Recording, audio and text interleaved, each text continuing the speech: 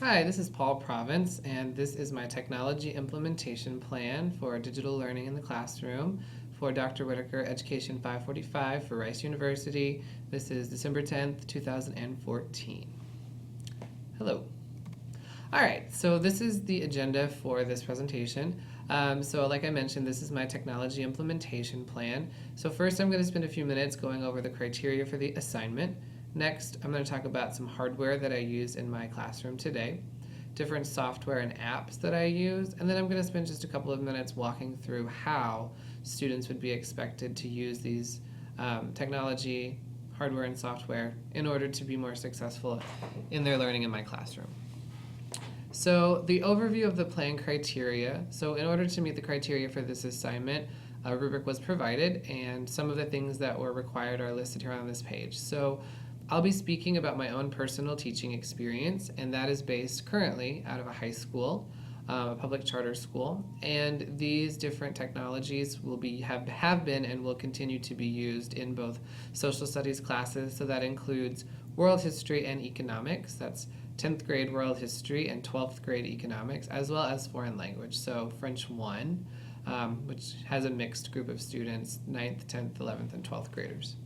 The hardware that is required is relatively minimal. We do not have a one-to-one laptop program at my school, and so my students primarily access through smartphones. And then I use a projector in class, of course, but smartphones are the primary method that students will access these technologies or these apps and softwares through. And then the apps and different software that I use are listed below. So I'm going to talk through how I use Google Sites, Scribed, Quizlet, clearly various web browsers, Google Forms, a website, and a program called Screencast-O-Matic, which I'm actually using to create this screencast right now, and of course YouTube. So let's go ahead and jump in. So like I mentioned, in terms of hardware, the primary method that students use to access digital learning in my classroom is by using their smartphones. Most of my students come from a lower socioeconomic background, which means that they don't necessarily have computers at home. But over 90% of my students do have access to a smartphone, either one that belongs to them personally, a friend's smartphone, or one that belongs to their parents.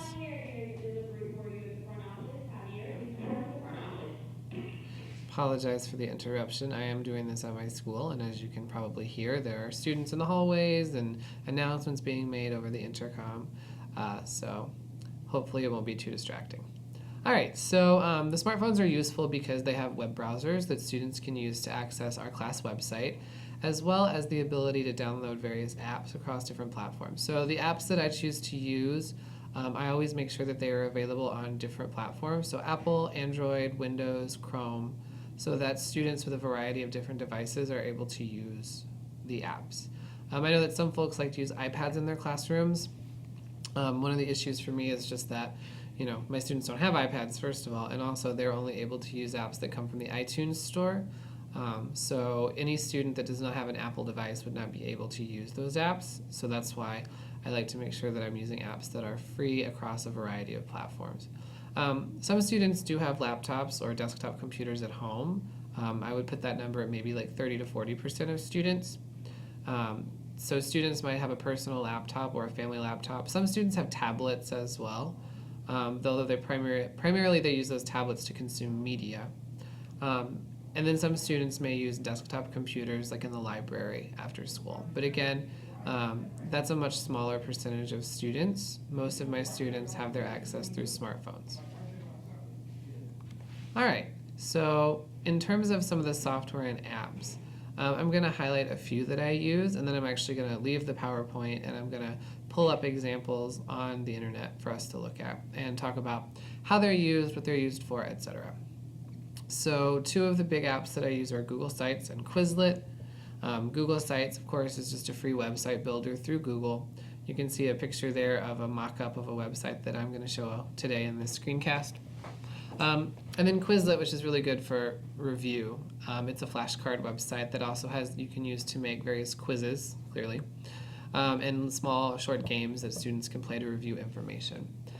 Scribed is another website that I really like to use. It is a hosting website or a publishing website that you can use to publish documents that you're then able to embed into a website or send to students through this website so they can access them. One of the reasons that I really like Scribed is because the space requirements, or rather the space allowance on Scribed, is pretty much unlimited, whereas with sites like Google Sites or even just like the hard drive of your phone, you have limited space. So by hosting your documents on Scribed, you're able to sort of do a runaround on space requirements. Screencast-O-Matic is the screencasting software that I am currently using to create this screencast. It is free.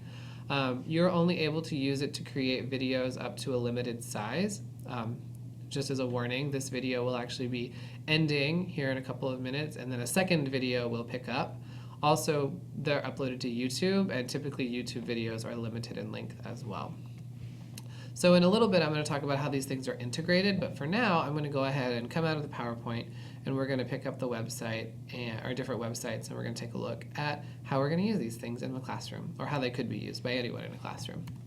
All right, so let's take a look.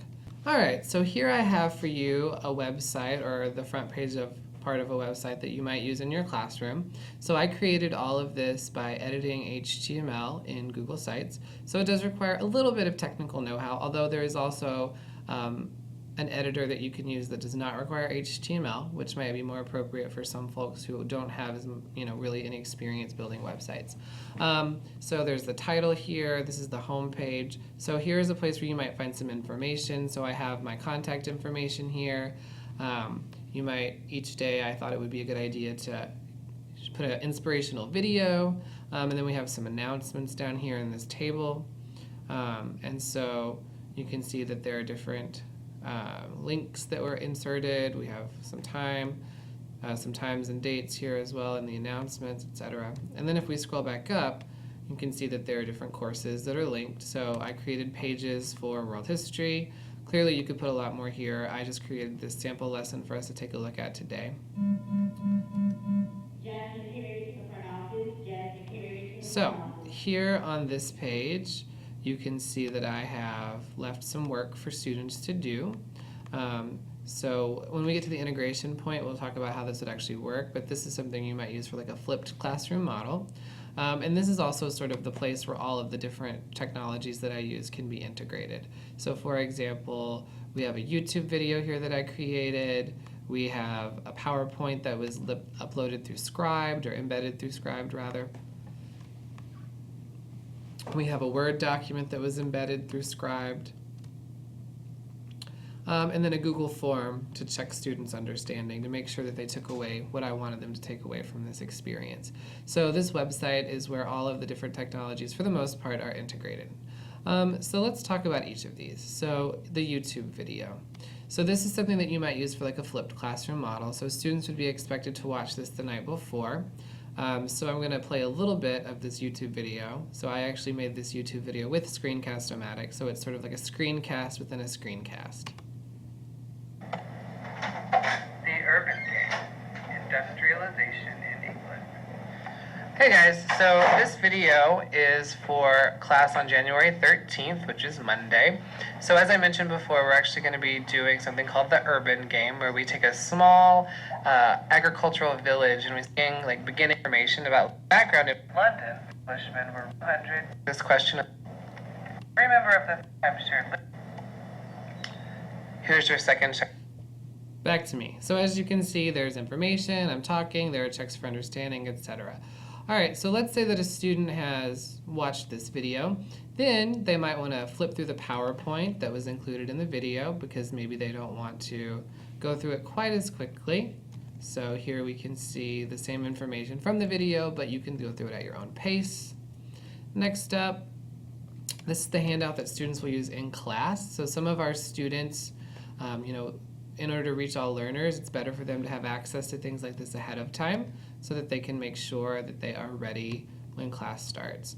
And then finally, I created a Google form here to give students a quiz. So students can type into this, and then they can select an answer, and then they can submit their answer. All right. So I'm going to go ahead and take a break, and this is going to be part 1 of this video, and then once I have saved this one and it's ready to upload, I'm going to come back and go through the rest of my technology. So thanks a lot, and I'll be right back.